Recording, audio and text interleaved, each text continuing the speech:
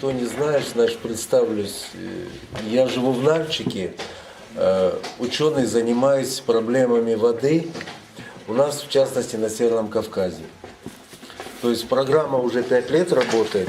Это после моей поездки в Тибет. То есть до этого я занимался как-то, но вот эта поездка стала переломным моментом, потому что, во-первых, там я наконец-таки узнал, что есть некоторые тайны воды, которые официальная наука слышать не хочет ничего в этих тайнах воды. И встретился с очень уважаемыми людьми, которые мне представили как хранители вот знаний. Ну, это как бы звучит мистически, на самом деле никакой мистики нет. Они не буддисты, никто, они просто охраняют знания. Привели потому, что я оказался с Кавказа. Со мной был профессор Коротков Константин Георгиевич, он был с Питера, его не позвали, потому что сказали, нам нужен человек, который из Кавказа. Значит, показали несколько манускриптов и сказали, когда приедешь, вот твоя тема воды, ты разовьешь ее до той степени, вот как она сейчас. И когда вернешься к своим, у вас там есть горная страна. То есть они вот так знают, не по странам и так далее. Значит, эта горная страна, она очень древняя. Не так, как официальная история пишет. То есть по подсчетам их, ей около 40 тысяч лет. Не 5, не 4, а 40 тысяч лет. В свое время к этим людям приезжали из Германии, вот Анна Нерба, Блюмкин приезжал, именно для того, чтобы получить подтверждение, действительно ли от подножия Эльбруса пошла кавказская арийская раса. Действительно она оттуда пошла. То есть все жители Северного Кавказа, мы потомки ариев. Реально. Немцы об этом узнали чуть раньше. Мы узнали вот чуть позже. Арийская раса, потом ее назвали кавказская раса. Ну, потом по модному течению назвали индоевропейской. Ну, по существу, многие из нас являются потомками ариев, особенно те, у кого глаза карие. Понимаете? К ариям. Мы близко к ариям. У многих, да. Значит, флагман, будем говорить, народ, который, в принципе, здесь самый древний, это народ чеченский. Это факт. Почему именно сейчас вы начали вот эту борьбу за узнавание истории? То есть откуда это вообще взялось? Оно в душе, понимаете?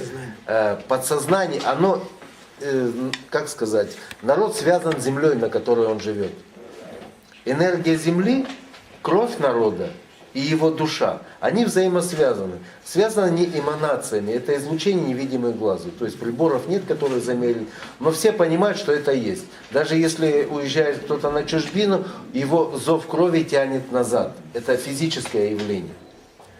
И кровь связана с душой, а связывает их вода. Вода в горах, и в Чечне, и Кабардино-Балкарии, и Карачаево-Черкесии, там, где есть горы, она всегда сильная была. Сильная вода рождает сильных людей. То есть, говорят, горячая кровь, у него все в крови. Почему? Потому что сильная вода делает сильную кровь. Сильная кровь делает сильный характер. Понимаете? То есть логично. Если возьмем равнинные места, река тихая и народ тихий. Но это не только у нас, это по всей земле. В Китае также, Китай рослый, крепкий, вьетнамцы уже немножко слабенькие, зубы такие у них. Если американский континент, перуанские индейцы крепкие, индейцы Амазонки уже хуже по здоровью. Все зависит от воды. Теперь история насчитывает 40 тысяч лет.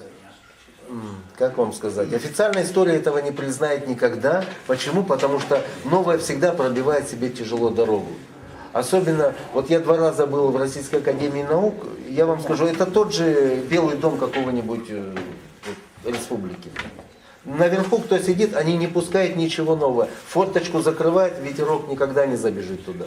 Потому что многие ученые современные, Они, если сейчас выступят и расскажут и покажут, что им открылось, например, то тогда многим надо покидать свои кресла. То есть они совершенно впустую потратили свою жизнь. Они доказывали то, что, собственно говоря, не имеет никакого отношения к действительности жизни. Вернемся, значит, немножко отвлекся. Дело в том, что язык – душа народа. Один из самых древних языков на земле, как это ни странно звучит, если по России, это чеченский. По одной простой причине. В словах образы. Язык древний тогда, когда слово образует образ, картинку. Все остальные языки, вот нас усиленно обучают английскому, это язык более поздний, там нет образов. Понимаете, образов нет. Здесь любое слово имеет уже образ, картинку. Это говорит о том, что далекие предки, когда формировали слова, слова им нужны были для передачи информации об окружающем мире. Понимаете, вот почему картинки. То есть древние языки всегда языки образов. Остальные языки, то есть диалекты, производные и так далее, это все уже более идет по пути деградации. Например, почему шла война одно время между Англией и Ирландией? Ирландский язык, диалект английского. Причина была всегда, что диалект. Понимаете, диалект это более примитивное уже. То есть диалект это искажение нечто совершенного. Вот. А так как совершенное уже не требует каких-то изменений, оно уже совершенно, да, то есть, ну как законы Всевышнего. То есть, если бы люди жили по законам Всевышнего, они совершенны, то на земле был бы рай. Но они создали законы государств, то есть человеческие, несовершенные законы. Отсюда эти искажения приводят к тому, что мы постоянно у нас войны, воюем, беда у нас, убиваем землю, на которой живем, потому что мы законы Всевышнего не вплетаем в законы государства. Парламент, ни один закон Всевышнего никогда не использует формирование своих законов. Им никто об этом не говорит, а они сами этого не знают. Понимаете? Наверное. Если бы это было... Может быть, заведомо и знают, но... И вот чеченская, будем говорить, республика, первая в новейшей истории, которая наконец-таки начинает об этом не только задумываться, но придет время, когда эти законы начнут вплетать. То есть здесь вот Северный Кавказ и еще 6 горных стран. 7 горных стран всегда были, есть и будут под защитой Всевышнего.